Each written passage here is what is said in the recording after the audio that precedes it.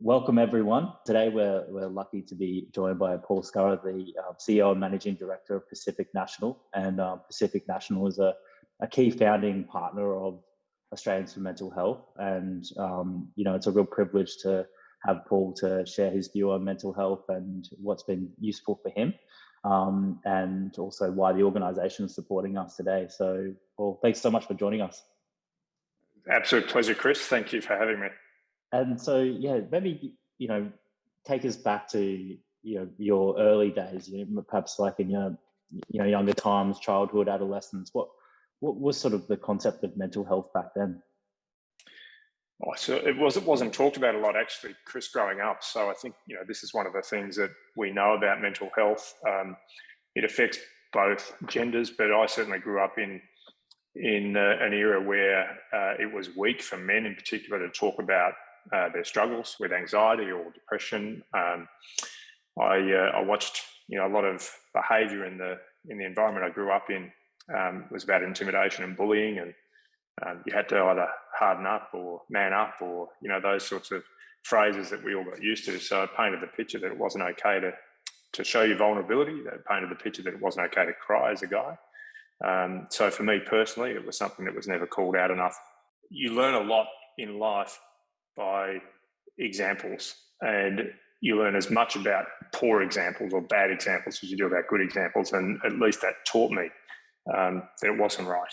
And growing up through, the school of hard knocks, as the people in my area used to refer to the schools, both which have since burnt down. I think we now know that there's an issue for all genders, frankly. But my experience about male mental health is all I can comment on in a personal sense, because I know women go through a whole heap of challenges as well. And I think mental health has to be addressed to both, or to all genders, no matter how you identify. What was that like with, in your experience, having, do you remember moments where you thought, okay, this is something I need help with, or something I need support with, or was it, something that did you find help for it, or was it sort of you had to go through it by yourself? I was fortunate, Chris, actually fortunate enough to be okay at sport. So I spent a number of years in the Richmond Football Club system, even as a 12, 13, 14-year-old. It was something that allowed me to learn the power of the mind, the importance of goal setting, the importance of celebrating achievement, and a number of things that really have helped me in my later life. So that sport was definitely something that I leaned back on. Both good and bad examples, again, with coaches. I certainly was a type that responded to a positive coach that would make me feel a bit taller and highlight my strengths and coach my weaknesses, as opposed to that bullying, fear-based approach. And way back in the 70s and 80s, the coaches that were celebrated the most were those that were the fear-based, never mess with them type. And so it was a one-dimensional type of footballer or sports person that got through, because they were the type that actually got motivated through fear, not actually pushed back into their shell. I was certainly the latter type footballer. So you learn through that sport for me was incredibly good. Having the right friends around you was also very, very important. It's hard to judge that when you're on your own and growing up and vulnerable, though, as to who is the right type of person to hang out with. So some of it's trial and error. Do you remember, a particularly low point in your football playing career, like that, really kind of got you as a tough time to get through? What did you kind of use to get through it? Yeah, there was a period. So without going too much through my own background, I had a tough upbringing where my father was a waterside worker. My mum and dad divorced. My mum had to work really hard to make up for some of the issues that came with that, because the waterside worker environment was highly alcohol and drug affected. So that actually created an environment of uncertainty and of instability. And I remember, particularly back to my under 16 year, I had a particularly good under 14 season with a great coach that I still refer to today as someone I learnt so many lessons from, because he made me feel 6 foot tall when I was probably only about 4'6" at that point in time. brought the best out of me, and I felt like I could express myself, be myself, try things and be rewarded for the effort. And, you know, mistakes weren't necessarily frowned upon. Straight into the exact opposite coaching under 16s who, you know, tried to coach by fear, you know, would jump on every single mistake you made and it pushed me back in my shell, and I was afraid to actually try things. And so that was at a pivotal moment as I was just working my way onto the Richmond list as a 17-year-old. And I went in with not as much confidence as I thought I would. So you have to pull yourself out of that a little bit. My older brother, 3 years older, had also been at Richmond. So he was really good in terms of mentoring me through that. And without him, I'm not sure I would have handled it as well as I did. I still don't think I handled it particularly well. And then later on in my career, you know, I had a real high followed by an immediate low. So I made a Victorian representative team, and thought, you know, that's the signal of a golden run for me. And then I did my knee a game later, and basically it stopped my career in its tracks. So having put so much time and energy into football and that aspiration, in a business sense, that probably helped because I transitioned my effort and energy into business and leadership. So I had so much energy to give. So it's worked out pretty well for me.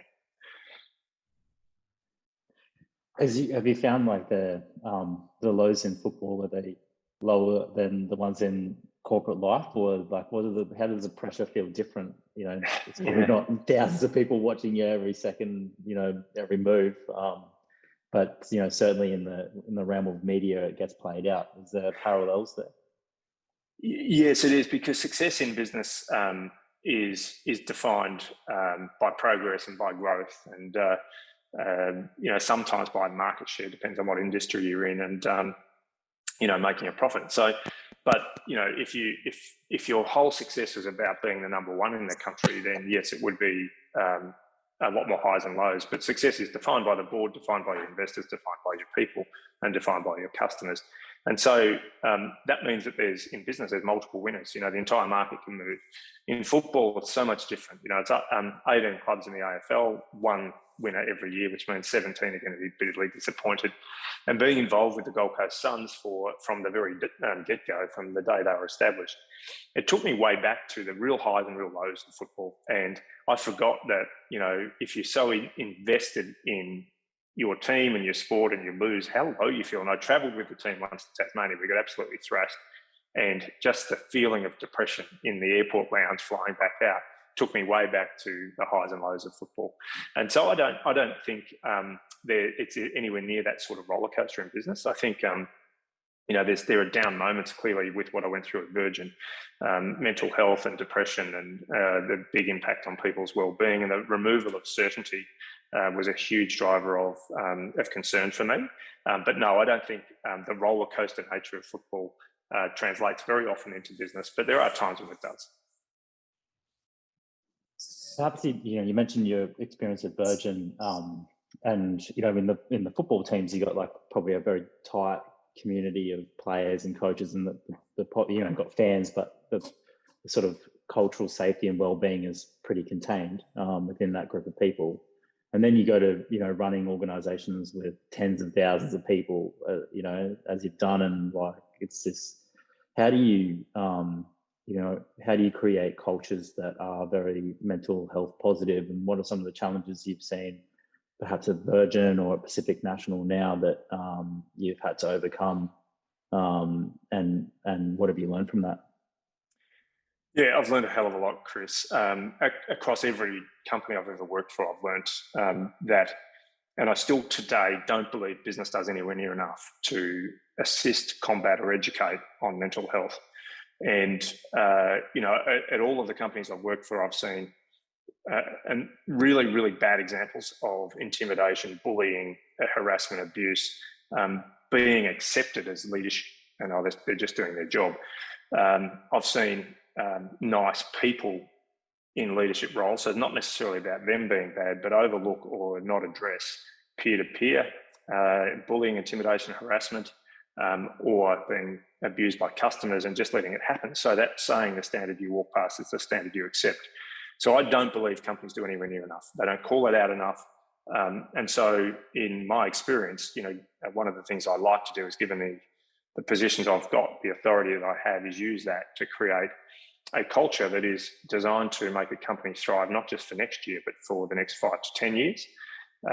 Clearly in Virgin, we didn't have a lot of runway to create that because of the financial crisis that came out of COVID. But, too often I see that companies that have been around for a long time turn a blind eye to the sort of behaviour that gets rewarded and allows people to progress through the organisation, sometimes called kiss up, kick down.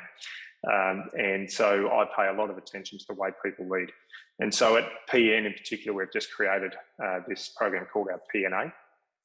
And at DP World, we called it our compass. At Virgin, we called it our radar. It is a culture statement that creates a blueprint of everything that's important to us, where we aspire to be, and importantly, how we want to treat people. And so mental health is badly affected by a bad boss.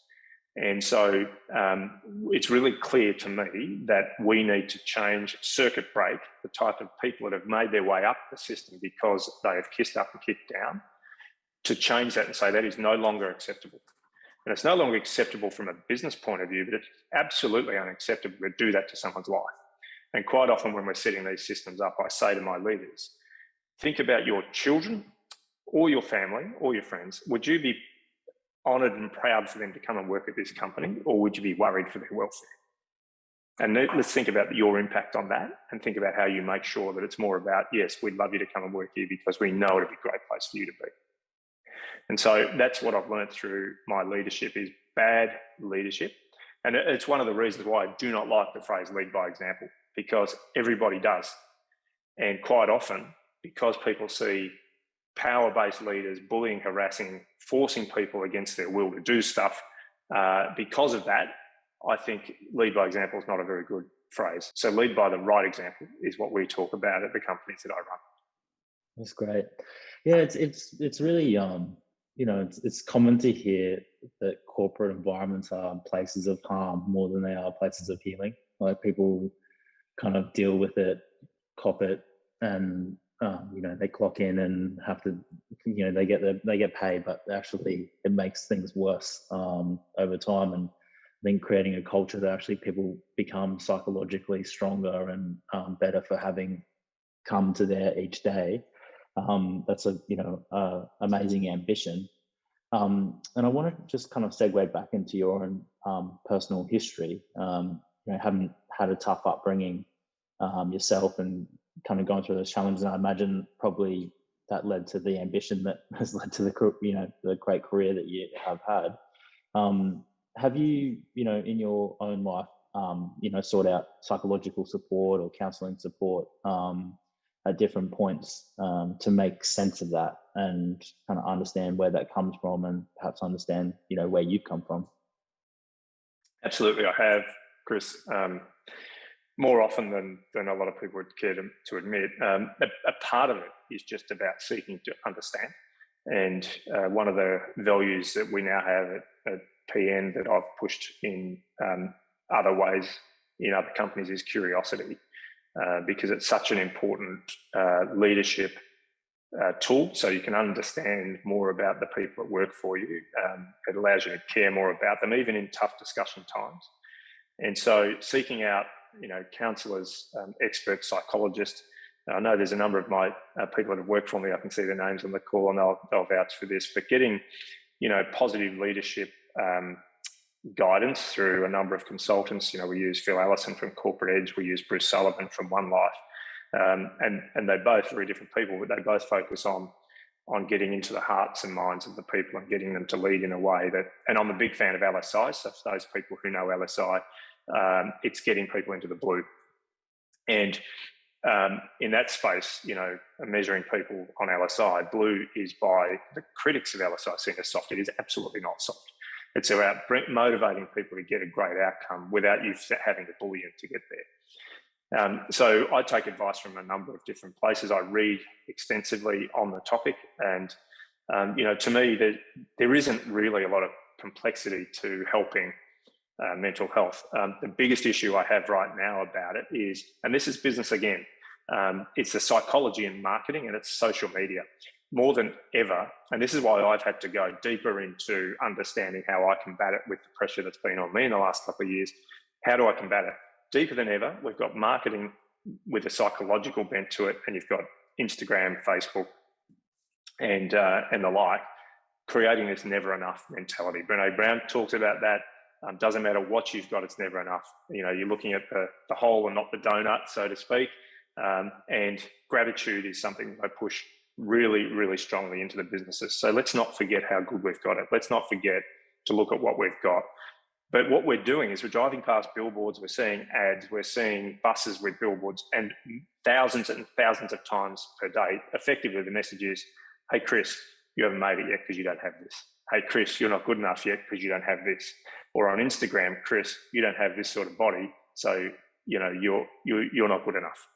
And so that is the worst it's ever been in history. You know, back through, you know, before the village mentality and the caveman mentality, there wasn't that sort of bombardment of you're never enough and you're not good enough. So we have to put more and more effort into fixing that today.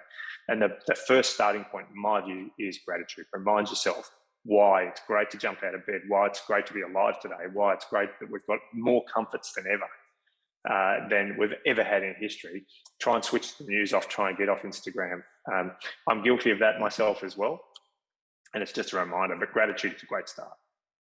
It is. And if anyone has a question they'd like to ask Paul, please pop it in the chat box, and we can bring it for discussion. Feel free. So on gratitude, what have you in your own practice, Paul? What have you found? What are the sort of simple, strange things that are unique to you that you find yourself grateful for on a daily basis, or in your life? I'm really grateful for the fact that I've got a life I could have never dreamed of, So, and as I go through this journey, I get less and less materialistic. It's easy to say when you start earning more than you ever imagined, right? So that's an easy throwaway line. But just grateful for the people I have around me, the wonderful people that have been in my life. I'm grateful. I live between Sydney and Brisbane, two of the best cities in the world. To be in. Right now, I'm really grateful that I'm in an industry that has such growth prospects ahead of it, and that gives me, and I'm grateful to have the opportunity to change now 3,500 people's lives for the better. And so, gratitude, I think, is something you should remind yourself every day. Sometimes it's just I'm grateful that I woke up this morning. It's 28 degrees here in Brisbane where I am today, and I just heard it's 13 degrees in Melbourne, for example. So for those people in Melbourne, I'm sorry about that, but there's just little things like that. But it's a daily exercise, and I do lose sight of that sometimes as well. And you start looking at the negative, you start complaining about things, and you've got to pull yourself out of it. So it's like the mind in that sense is like a muscle. Knowing about it is only the beginning. It's actually going to gym that makes you fit. It's the same with the mind, putting a positive spin on things, making sure you're grateful for whatever you've got in your life is a good way to stay happy. At companies that I run, we start every meeting with a people share, which is sometimes called a gratitude share, but it's shouting out a positive start to that meeting. And it's basically saying, hey, I want to give a shout out to Chris Rain. Chris, the other day, went above and beyond to help me out. It wasn't his area, but he still picked up the phone, checked on me, followed through and delivered something to me. And I think that's wonderful. I'm really grateful to Chris. That's how we start our meetings. On the premise of the old saying that weeds won't grow where a rose flourishes. And so if you start a meeting with that space, the psychological impact on the business is huge. Yeah, I mean, that kind of thing is, at the end of the day, the work is there and there's always more work to be done. But if you can make someone feel good about doing what they're doing or feel good about themselves, that's a priceless part of the role you get to play as a leader. One of the questions here, from Michael, what have you learned? What did you learn at Virgin Australia, which you've now taken to Pacific National in terms of mental health? Very, very specific. And this goes back to my experience when, at the turn of the century, I was working for Ansett, and it went through a similar demise, although it didn't recover. And so I remember being a senior manager there and just having this massive vacuum and hole and void of communication, and waking up every day not knowing what the hell was happening. And just that uncertainty was a huge anxiety driver, not just for me, but for all 15,000 people that were involved at the time. So when we started going down this path, we already had at Virgin, we already had a communication mantra, but we implemented Workplace by Meta now, by Facebook. And we've taken that into Pacific National as well. And it just allows everyone to feel really connected, even when you stand people down because of the impact of COVID. There's a connection, a belonging, a feeling that you're in a community, a feeling that you're in a village.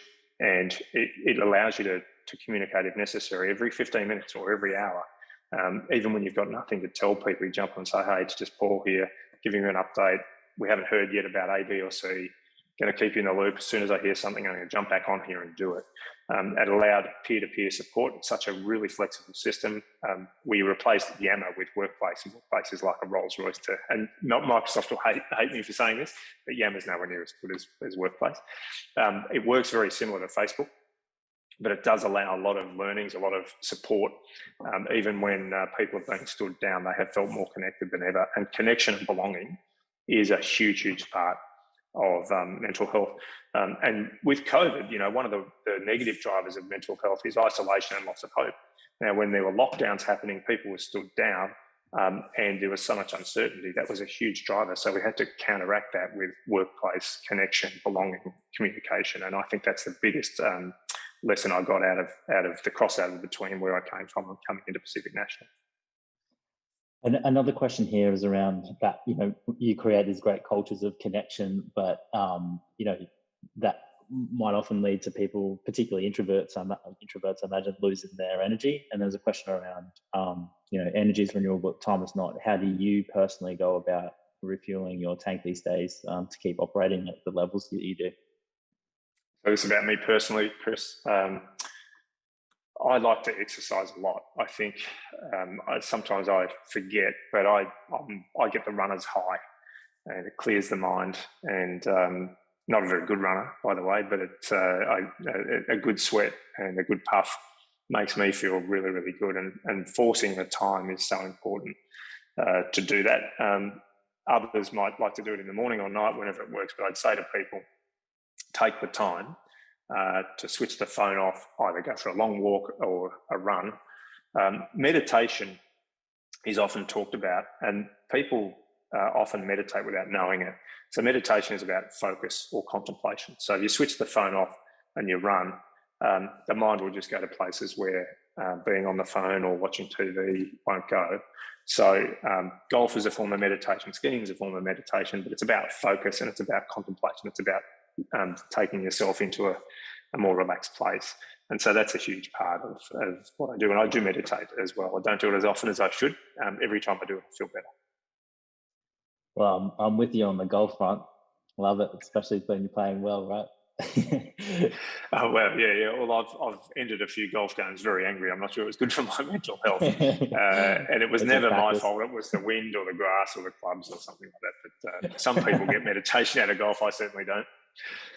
And when I saw my therapist once, he said quite acutely and aptly, he said, you didn't like the way that you were parented, so you went out and tried to parent the world, which has led me to doing, Hello Sunday Morning and probably this organization as well. And I think there's this sort of fundamental driver that comes to us in our childhood. And as you said, like, you had a pretty tough upbringing, and then you had coaches that were tough on you, and kind of perhaps through your own sensitivity formed a really strong desire to make it better for a lot of other people.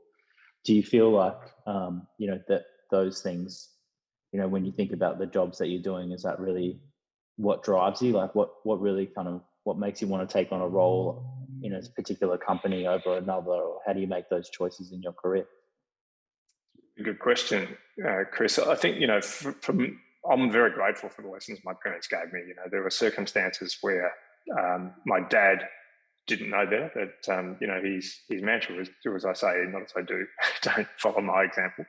And my mum was an incredibly hard worker, and that work ethic has stuck. So, she, to my mum's credit, she didn't just throw her hands in the air and give up. She actually just rolled her sleeves up and worked harder. And so those lessons stick with me. But yes, wanting to, and I probably have swung the wrong, or too far the other way as a parent for my daughters. I'm accused of being way too soft. I say no one's been arrested for loving their girls too much, but I do know my faults in that space.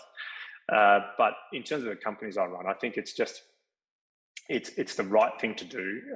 It feels so much better to create a culture where people can thrive, be themselves, no matter what their background, no matter what their religion, no matter what their gender. It's accepted. It's not a fit in or bugger off type approach. It's accepting of everything about everyone. Now, that's not always the case of every company I own. Perfection is a very, very difficult thing to do, but it's really nice to create that where it's more the norm than not, and that people are accepted. And it just feels like the right thing to do. Yes, it goes back to my own experiences, and it is about learning from the bosses I didn't want to work for and the bosses I did want to work for. And I just want to be the type I wanted to work for, and be seen in the same light as those people I look up to, like James Strong at Qantas. He made everyone feel amazing. David Morgan, who is a mentor of mine, who ran Westpac, and he's a very successful businessman, says adversity is something he would never change about his life. It's a real educator and a real driver, and I agree with him. When you can have that, everything's a bonus in life, right? Like when the challenges come, it's part of the learning that you're having. Another question here is, what modalities of support have you found useful? Have you explored hypnotherapy or other counselling, or coaching, or what's been useful in your own life? It's a really good question. Again, it's a combination of, and it's circumstantial. So there's been counselling I've had. You could categorise that as therapy on certain occasions on certain topics. There's mentors, and I've got a couple or more than a couple, and depends on the circumstance as well, because some are really strong in some areas, and so who to turn to as a subject matter expert. Being able to take advice and be vulnerable, I think, is a good way to approach that as well. And you fall into the trap being in these jobs that I need to look like I'm bulletproof and I need to appear that I know everything, which closes your mind a bit to that. Meditation, reading, and look, I think the importance of continual learning and making sure that the people I bring into the companies are very focused on making sure that we get the sort of mental health outcome I want. So it is a combination of all those things. There's no silver bullet. As I said before, exercise is very important to my mental health. Just getting a bit of sun as well is, not too much, but just, sitting out in the sun and feeling the warmth is good for my mental health. Counselling, good advice, good mentoring, reading, researching, and understanding the triggers for yourself to know when to step in so it doesn't get worse. And, zooming out to the systems kind of challenge that we have, and the thing that Australians for Mental Health is focused on, why do you see Pacific National as a good partner for Australians for Mental Health? And, with our mission around systems reform, what do you see the role of a company like yours playing in that broader reform? Yeah, and congratulations to you, Chris, for what you're doing and pulling together. I should have said that at the outset, but it's a wonderful program, wonderful business that you're setting up there, and the system, I think, is where to attack it, and particularly around the risk of it having been deprioritised with all resources going into COVID. I applaud you even more for doing that.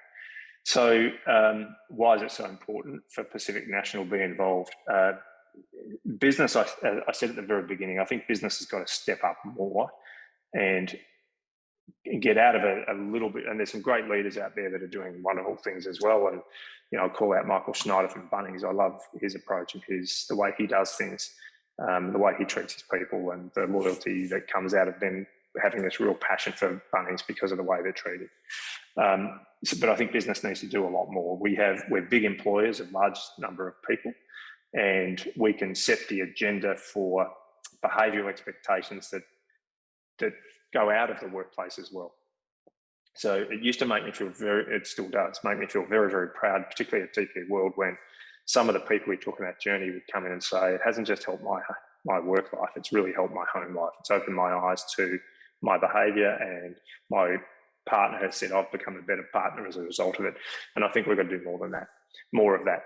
And so doing what you're doing, attacking it from the system level as well, I think is a really, really exciting way to take this and make it so much better for companies to know what's right and wrong, so much easier, and to create a system where people have this as a very high priority as well. I think it's an excellent initiative, and I applaud you for it. Yeah, thanks, mate. And yeah, we really appreciate the support, and looking forward to working with you over the coming years on doing it. We have kind of one final question, and there's a whole heap there. And clearly you have a lot of fans, and you've built a lot of fans in the workplaces that you've led. I can tell by the questions that are coming through. And one of my friends actually worked at Virgin when you were there and had such a reverence for the impact that you had on her life, just by the leader that you are. Where do you see, yourself developing as a leader over the next, coming years? Like what are you working on in yourself, and where do you want to take that? I think every leader needs to make sure that you don't rest on your laurels, or you never think you've created a system. I once went into a company that leaned on its culture a lot, but its culture hadn't evolved. And I used to use the term that culture doesn't get snap frozen in time and preserved. The culture needs to evolve. And so the culture that I was leaning back on was outdated. It had, connotations of discrimination in it, actually. And so every leader needs to make sure that you're continually learning, continually evolving, seeking to understand through curiosity the things that matter to people. And one of our purpose at Pacific National is to deliver what matters for our people, customers, and shareholders. So what matters for our people and what matters for our customers is it changes every year. So we're going to deliver on our purpose. We need to be curious all the time to understand what mattered for you last year. Does it still matter for you now? And if not, how do we adjust our system? So it's a continual learning thing and evolving. So without being specific about it, my ambition is to keep evolving to be the best possible leader I can. I don't know exactly how that's going to work out, because a lot of that's shaped around the needs of people, customers, and shareholders. But I always make sure that the environments I lead have at least a really good chance of becoming a positive workplace where people get treated well. And so that's where I see my mind is continuing the curiosity, continuing to be understanding of what's changing around us, and not trying to apply an old, outdated leadership model, no matter what that was, and making sure that the way I lead in the future is modern and up to date. Amazing, mate. Well, thanks to everyone for joining today, and a big thank you to you, Paul, for sharing your experience. And I think people were lucky to get a chance to work with you, and we feel lucky to be partners with you. So thank you very much. Thank you so much, Chris, and congratulations again to what you're doing. Really proud to be your partner.